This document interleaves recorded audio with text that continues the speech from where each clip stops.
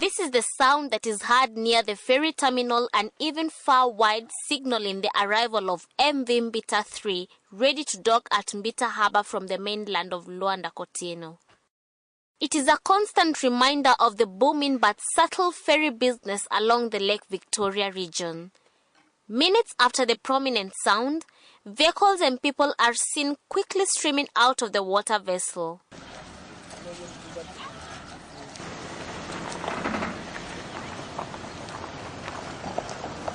Unlike other regions where matatus are the main mode of transport, here the ferry shares in equal glory.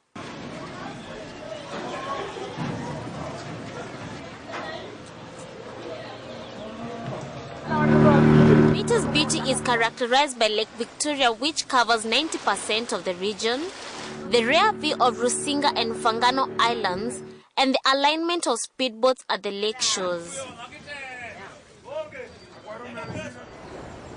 Its aesthetic value serves as a major tourist attraction, leading to the vibrancy of resorts such as Mbita Island and Rusinga. We had started picking passengers from here to Mfwangano. You know, most of these tourists, they like going out to the islands. We used to carry a number of them to Mfwangano.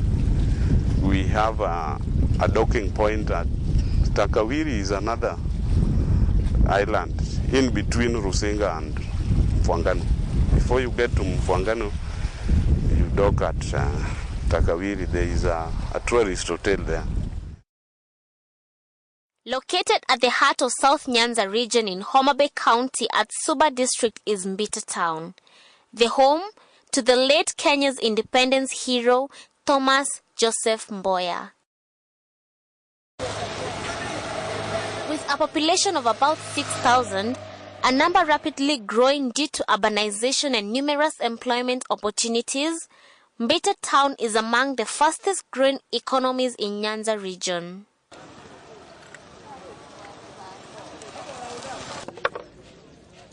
The location's economy is highly supported by a variety of enterprises, among them fishing, tourism, border industry, water transport, and retail businesses.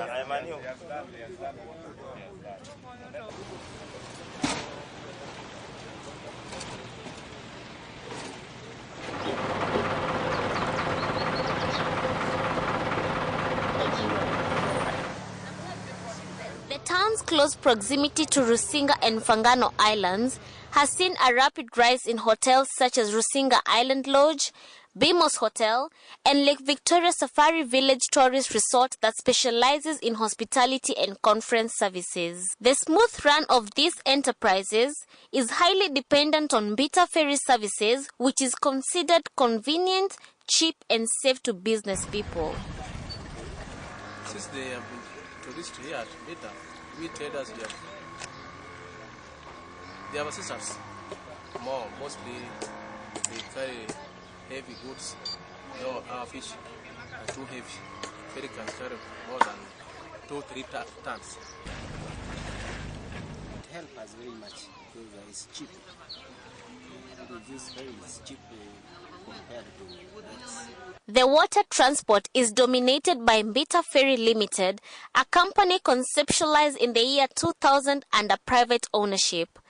Its management is comprised of a board of directors and managers who have ensured its smooth running for a steady 15 years. We have directors at the topmost. Then we have our general manager, who is stationed in Kisumu. We have at the director's office, we even have a CEO. Then we have a general manager who is in Kisumu. We have an accountant who is also in Kisumu. So down here, we have operations manager, There is chief security officer. We have chief ticketing inspector. We have clerks who are in charge for ticketing. We have inside the vessel here we have engineers. We have deck attendants, those who park vehicles, they direct people where to sit, they release the boat. Then we have the coxswain, which you call the pilot or captain. Coxswain, who are at the wheelhouse. The wheelhouse is that small room you see up there. It's written wheelhouse. I think you have seen it.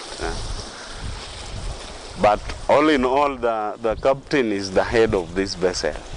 He's the one who commands. Even if the operations manager is there, he gets instructions from the captain.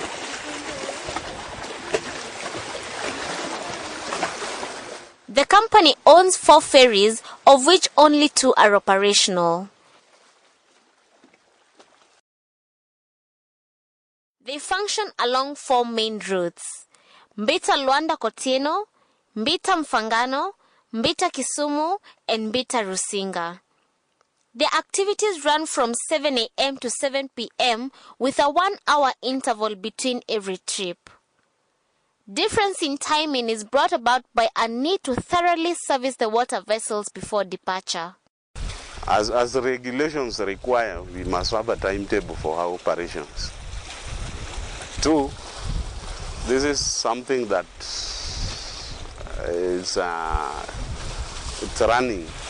It has engines that run. It can develop any mechanical problem. So we must give the engineers at least an hour to check on the engines and set the vessel on operation.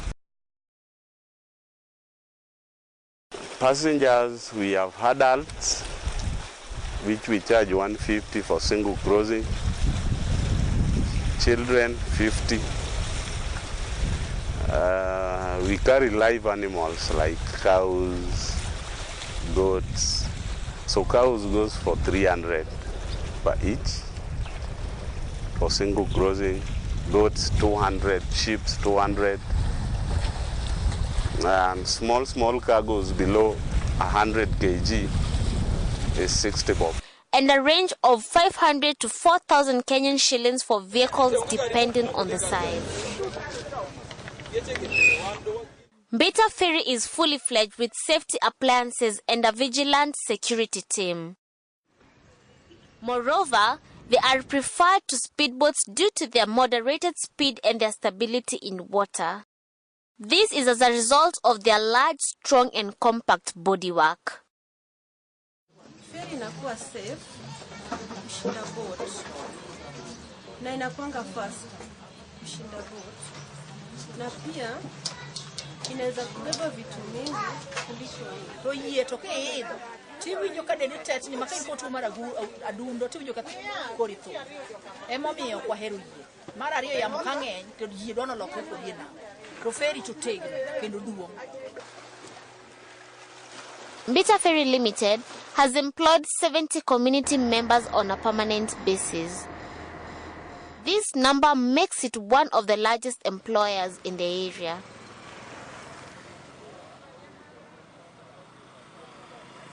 Faida nimefuata, lakini kwa sababu wenye wanatoka huku wanaenda na ferry, wananunua bidhaa hapa na tunapata hiyo fedha. We have a staff of equally a bigger number. We have a staff of 70, which we have employed on permanent basis. There are others who come and give service and pay. So basically down here, I would say Mbita Ferry has employed the largest number and seemingly is the bigger company around this place.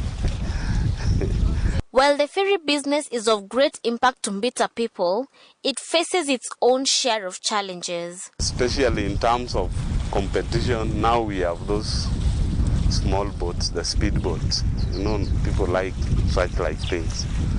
So even if they take 2 or 3 customers, at the end of the day, they cut into our income.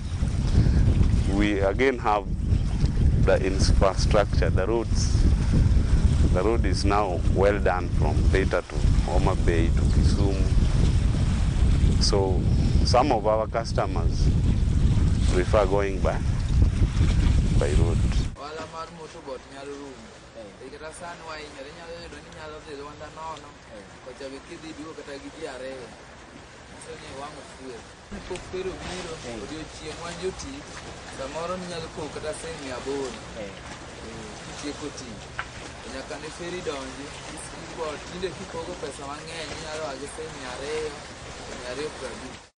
Since the Jubilee government took power, numerous national activities have been devolved to the counties. Recently, the National Treasury allocated 1.3 billion Kenyan shillings in the 2015-2016 budget.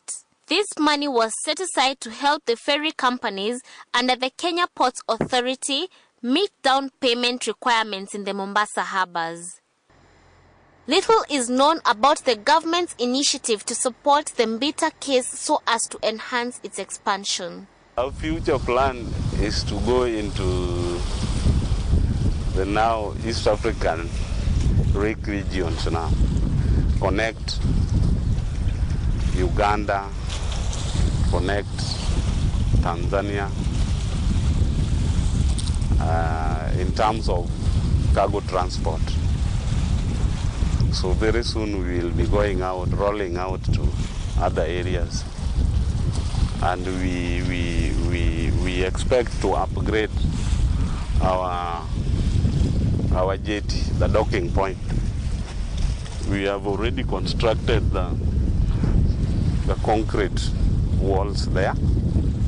Very soon we will drop them in the lake and have this place. I wish you have gone down to Kisumu and see the way they did the pier there. So we exactly want to do the same thing. We have incorporated even the Kenya Maritime Authority. They are also bringing in their gadgets. Like now we have the signal points.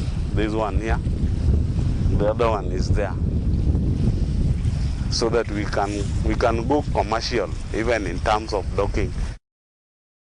The move by Mbita Ferry Services Limited has revealed the untapped potential as far as water transport along the Lake Victoria region is concerned.